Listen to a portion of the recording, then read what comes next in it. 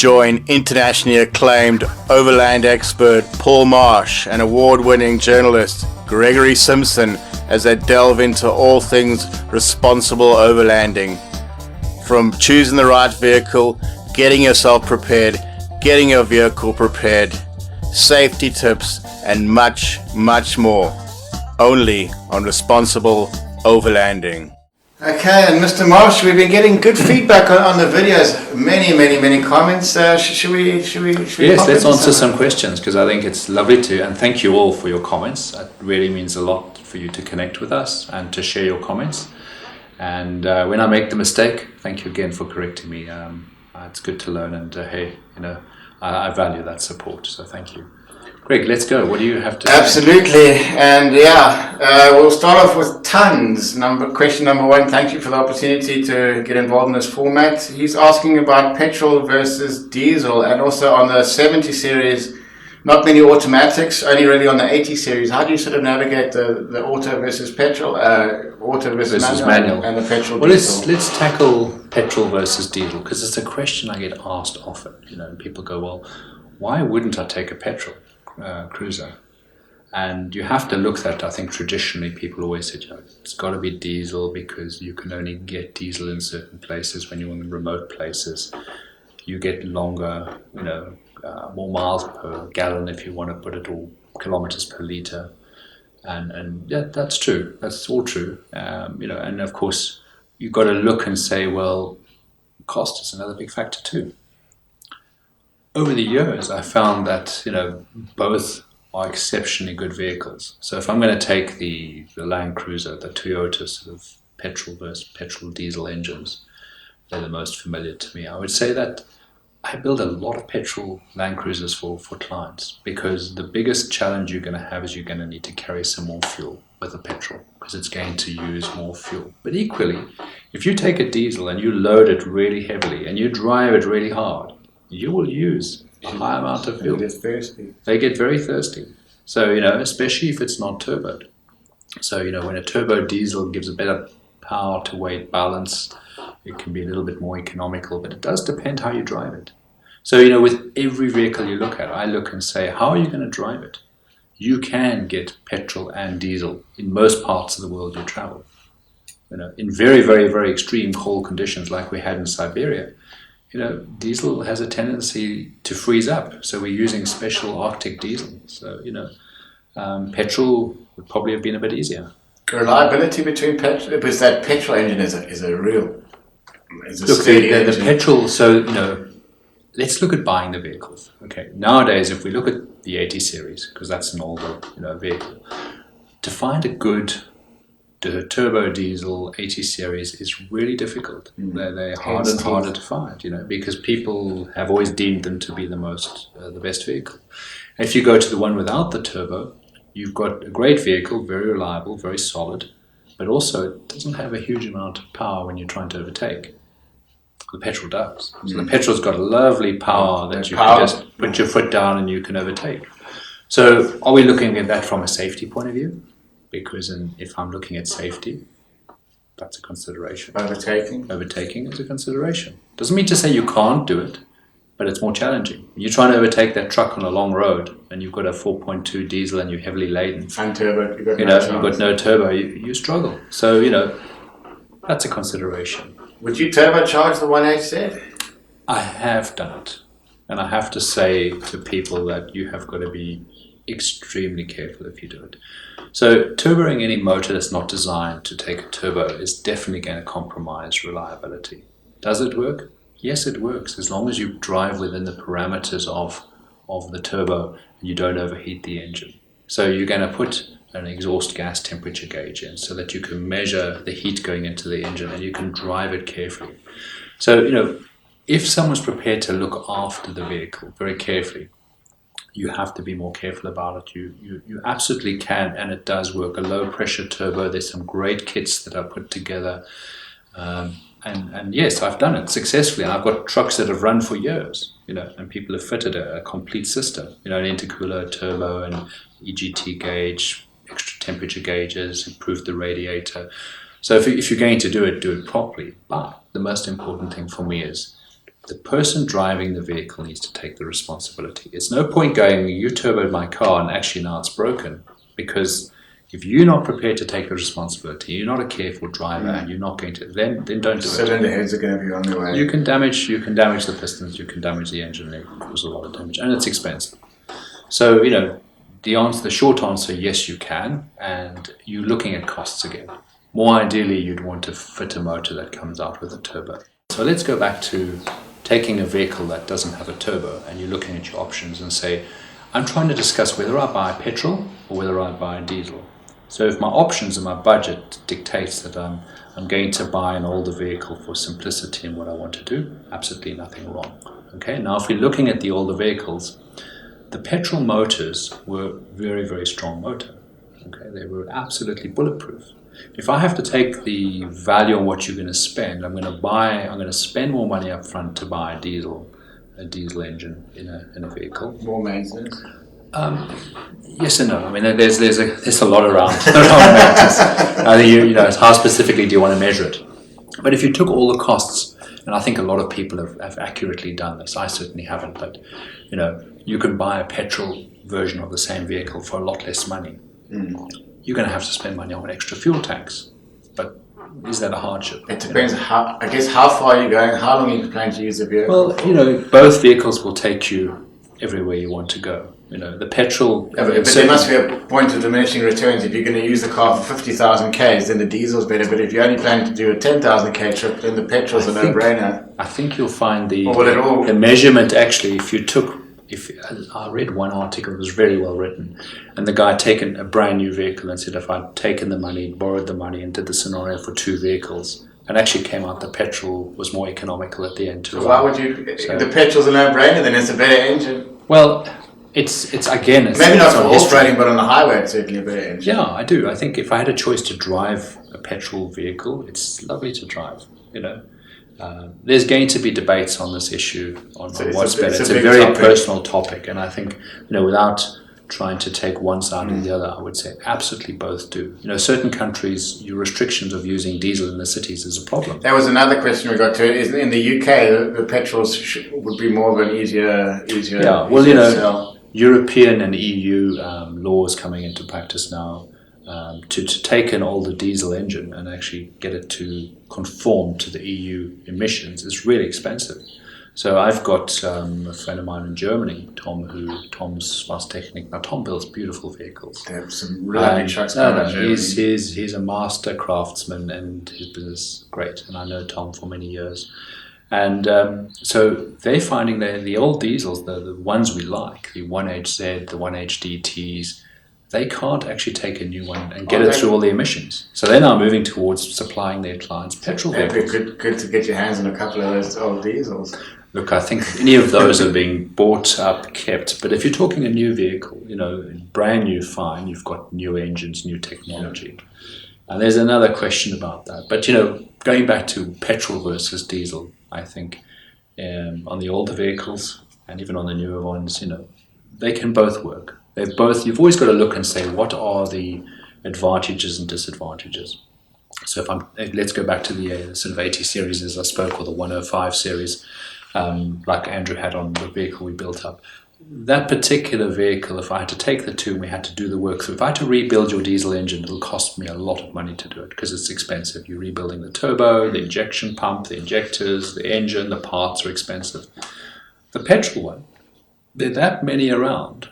With that many second-hand engines, I could almost just buy another second-hand engine. You drop a new engine in for 10 grand, probably. Well, not quite, but effectively, I can't find you a second-hand diesel engine in good running condition. So if I had a diesel engine here, I'm going to struggle to find you a good second-hand diesel engine that's in really good condition. But I could take your petrol engine, I could probably buy you 5, and it's going to be a lot cheaper. So, at the end of the day, when you're trying to rebuild an older vehicle, they both have their merits, they both have a path forward. And, my answer to a lot of my clients now is, why wouldn't you take a petrol? Yeah, we're going to put bigger tanks in, but that solves that problem.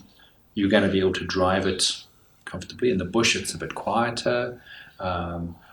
I always service my vehicles at 5,000 kilometers. In terms of the fire, sometimes say if you're going through long grass when it's dry, sometimes you get a little bit of a fire hazard with a petrol. Look, petrol is obviously more flammable. You wouldn't be carrying petrol inside the car, and you shouldn't carry any flammable fuel inside any vehicle. I mean, the underside with it, like spin effects and stuff. Yeah, that comes from people who need to check out and understand driving in long grass. So if you're driving any vehicle in long grass, it's not so much that the petrol's suddenly going to cause fire, it's more flammable. So if the car did catch fire, you would have a bigger problem on your hands. And that's why we always say when I'm building vehicles, you have a fire extinguisher within a hand's reach of the driver. Exactly. And you have a second one so that you've got more than one fire extinguisher, and then one at the back. So when your fire starts at the back. Yeah. So that element of someone worrying about that problem or that concern, simple. When you're going to go into long grass, check your vehicle often. If you're going to stop and you find grass is building up, stop more often, because the grass is obviously longer than you expected. And I think that's, and put a grass seed net in front if the grass seeds are knocking off so you don't get those sucked in your radiator. So I think like with anything, petrol versus diesel, I think that both vehicles will absolutely work very well. I think on the newer vehicles, I try and, when I'm looking to build vehicles, I go back to simplicity. Okay. So your AT, is that a petrol or a diesel? Mine's diesel, yeah. Yeah, it's the 1HDT. Sure. It's a lovely vehicle. Yeah, I do like it. It drives nicely. Is it my vehicle? Actually, no, it's Joe's vehicle. That's the boss's vehicle. It's the boss's vehicle. I get to work on it. But isn't it nice when you've got a wife that's kind of almost like as keen on overlanding as you? Who drives the car? Yeah, no, it's lovely. I'm very blessed. It's really great. And now let's talk about the topic, automatic versus manual. Now, there's lots of... I built both for many clients. Okay, and I think if we go back to the automatic gearbox, I love an automatic gearbox. Just beautiful. It's easy to drive in sand. It's easy to drive in mud. Certain conditions off-roading, you would probably like to have a manual, especially if I'm coming down a steep hill. It's going to give you a little bit more braking, especially the diesels, where you can brake more using the engine. Yeah, you're going slowly down some of the passes, so it's maybe not so critical, but it's much more when you're driving and your vehicle can build up speed and you have to keep going onto the brakes because the engine's not assisting as much. So in an automatic, that's one small disadvantage. Automatic gearboxes are pretty much sealed, although you still need to service them. And I do tell people, change the oil, change the filter in the gearbox. If it's got one, change it. And but if you're going to go through water, and that as long as every like axle and gearbox, they've all got breathers, so those should all be brought up. And water is your enemy, water and mud and anything like that. So whereas an automatic gearbox doesn't have that problem because it's sealed, your mechanical gearbox with a clutch has got a problem because you can get water and mud in the clutch. But how often do you cross rivers? And also, if it's that bad, then take the precaution afterwards, wash everything out, clean it out. So we can debate everything to what's the most perfect vehicle. What's going to work for you? With an automatic, I always recommend that people put an extra oil cooler, because I think having an extra oil cooler on the car definitely does improve the cooling of the gearbox. So that's essential, especially when you're loading a vehicle up heavy or you're towing something. Then an automatic gearbox definitely needs an oil cooler. And, Toyota do a very good job of putting an oil cooler. And if they haven't got, if they need more cooling, then increase that. So that's important. And then the other thing on the auto box is that you don't have the clutch. The heaviness of that 79 series clutch. Well, the clutch is not too bad if it's a standard clutch. If you're putting upgraded clutches in, and if you're used to a car, that's when people jump in. I had one on test, and by day 5, the leg was still wet. I had a Mini Cooper on review, and I just went into that rather. The car's much easier. But I suppose it's different in city driving, using a lot of clutch. If you're up on the road, you're not changing gear that often. You're not. People have a preference in what they like. They go, "Oh no, I'd never drive an automatic." But actually, when you drive an automatic on expedition, it's quite nice. Nice long roads to drive, you don't worry about it. The sand's easy to drive in. It's more, you can control it nicely. There's less driver input, so you're less likely to get bogged. When you're with a clutch and you're letting the clutch out, you can often be a little bit too aggressive, and the wheels spin, and then you dig yourself down as opposed to going forward. So, is it right? There isn't a right and a wrong. They both work. They both have advantages and disadvantages. And I think this is what people people actually need to sort of look at when you're trying to make a decision on a vehicle. Okay, you're looking at reliability, you're looking at safety, you're looking at simplicity, you're looking at costs. That's a key thing. Okay, and if something goes wrong, the what if scenario. So if I have a problem with an automatic gearbox, it's going to be more difficult to fix. Okay, if I lose the oil, I've got a big problem. It's more difficult to be towed. You can't jump start. You can't jump start. That's a very good point. You can't jump start it. So again, you've got swings and roundabouts. But if I found a really nice 80 series, and I'm using the 80 because I'm passionate, but a vehicle, and it had an automatic gearbox, all right, and I go, you know what, this truck condition is amazing. Would I keep it? Yeah.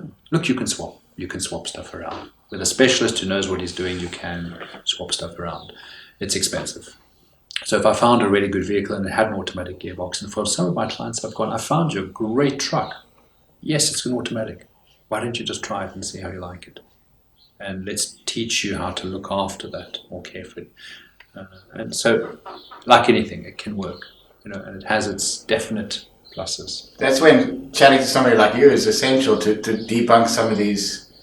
Yeah, I think again it's a fear. It's a fear of the unknown. People look and they say, well, I'm going to take an automatic, and I'm really worried about driving this automatic. And that for me is, don't be fearful of it. Understand the advantages and disadvantages, and then you have the power to make a good decision, and you can decide. Like anything, when you choose something, they're going to be your likes, your dislikes, the advantages, the disadvantages. You'll have 80% of what you really want and 20% you're going to just live with. And is that so bad? That's life. And again, you could make it work. So it's, you could pay a lot of money to have the last 20%. And that's often the case. People go, I actually want, and that's okay too. But we're trying to get the balance, And rather spend that extra 20% on travelling costs when you're actually out there. I say that to folk too. I do. I actually say, you know what, we can do that, but do you need it? Do you really need that? Do we need to spend that money? You probably get that all the time. Is this something you really need? I always say to people, let's discuss what you don't need. Let's look at what you absolutely need, because that way we're going to get a much clearer idea. And look at what you don't need. And if you're taking it, or if you're choosing that route, why? Ask the why. Try and get all that information. It can become, how can I say, too much information. People going down too many sort of avenues to try and make a decision. So simplify it, okay? And just go back to what I really want. I want a vehicle that's simple. I need it to be reliable. It must be safe, okay? If it's an automatic, I need to do this to it. If it's a petrol, I need to do this to it. And if it's a manual, I'm going to get these advantages. And if it's an automatic, I'm going to get these advantages. Very simple. And make a balanced decision on sometimes maybe the vehicle standing in front of you is giving you 80% of what you want. Simplicity seems to sum it all up. I look at your bulls and I can clearly see some of them are very expensive bulls, but you still maintain that simplicity.